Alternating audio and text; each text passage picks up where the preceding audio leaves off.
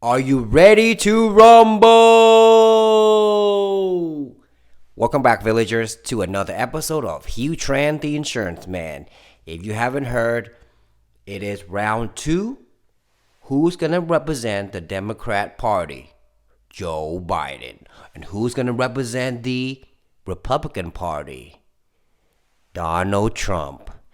This time around, the Democratic Party is not going to have as much censorship as 2020. What do you mean, insurance man? Well, if you guys remember 2020, the Russians hoax, the Hunter Biden laptop, all that crazy BS, and a lot of suppression.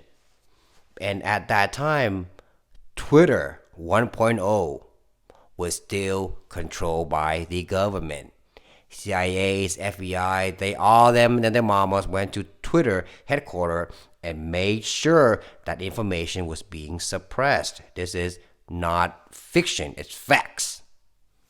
If you've been following, you would be well prepared for this. But Elon Musk, I'll make a video talking more about him in a separate one, and let me know in the comment section if you guys want me to go deeper into what actually happened, then I will. But thank you to Elon Musk for spending 45 billion and bought Twitter, because he knew what it means to have freedom of speech and less censorship from the government. Enough of Elon Musk, but now we'll go to round two. So I want to share with you this video of Donald Trump before he lost the election to Joe Biden. How did he predict all of these? Let's find out. Biden wins. Your borders are gone.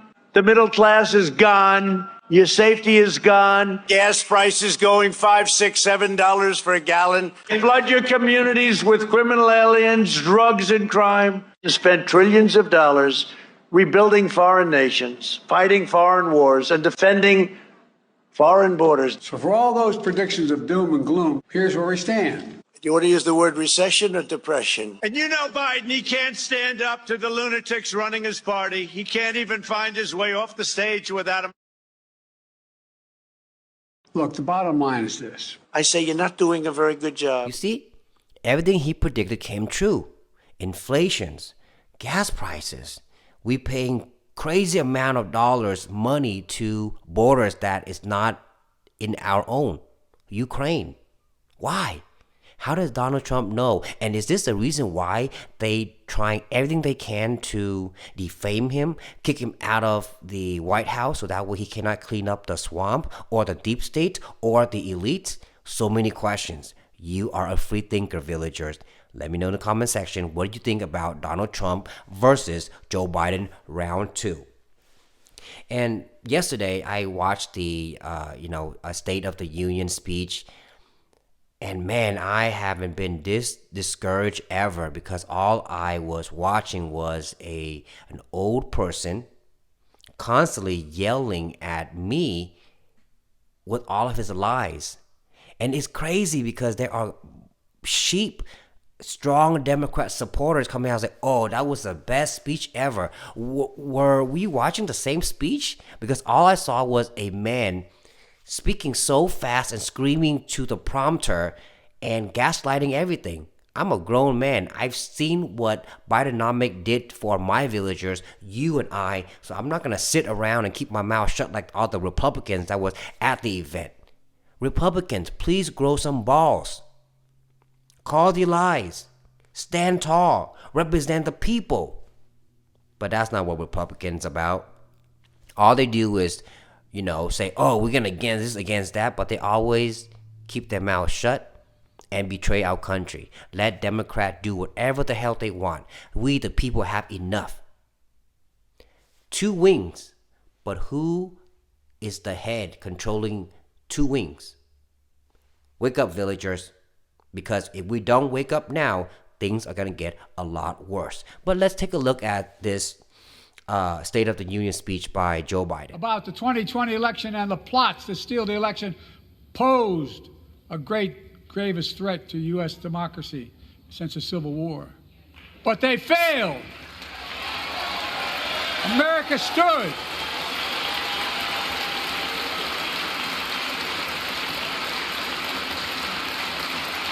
America stood strong and democracy prevailed.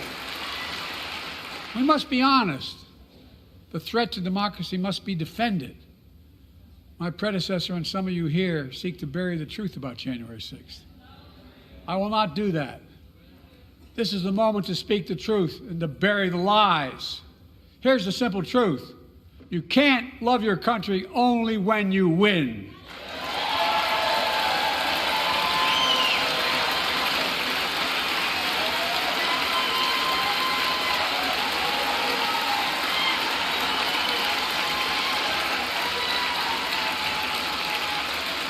As I've done ever since being elected to office, I ask all of you without regard to party to join together and defend democracy.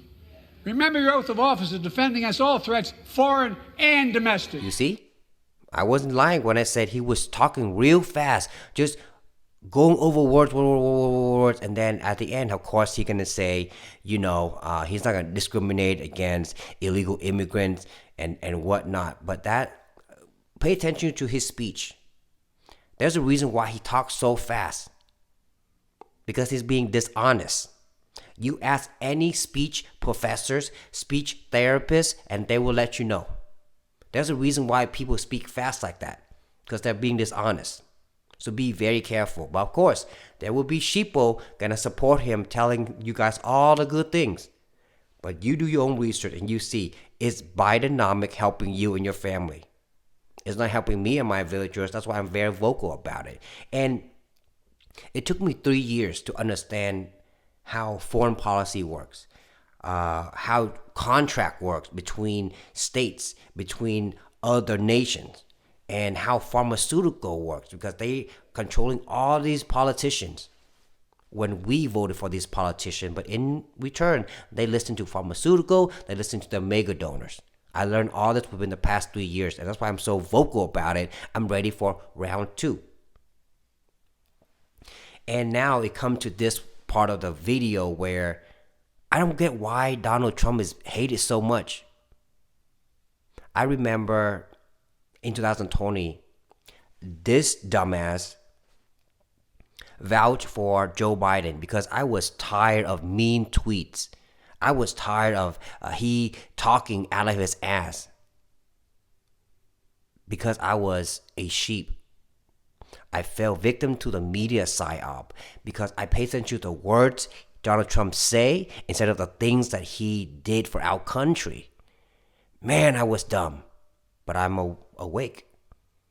The past 3 years, I've done enough research to understand that media psyop is real. And there's so many people are still falling to that trap. We are the 5% villagers, you and I. We gotta wake up now to wake up. The other 90% is a lot of work, but please don't give up on our Americans. We are smart. Some will just take longer to wake up, but don't give up on Americans, because the moment you decide to give up, we'll lose our country. I want to share with you this video of Donald Trump when he was working his butt off to build New York City. Take a look.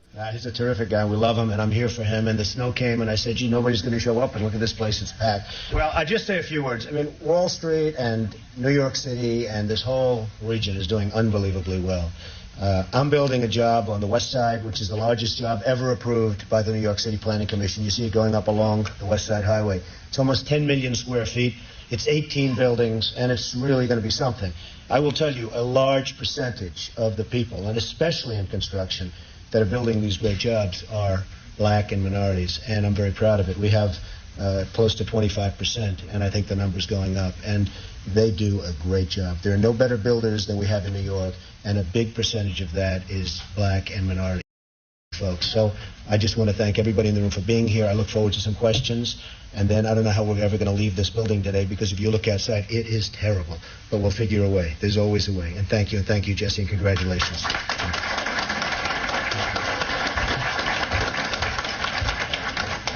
And with all of that wealth, Trump wants a free ticket to the fair tonight.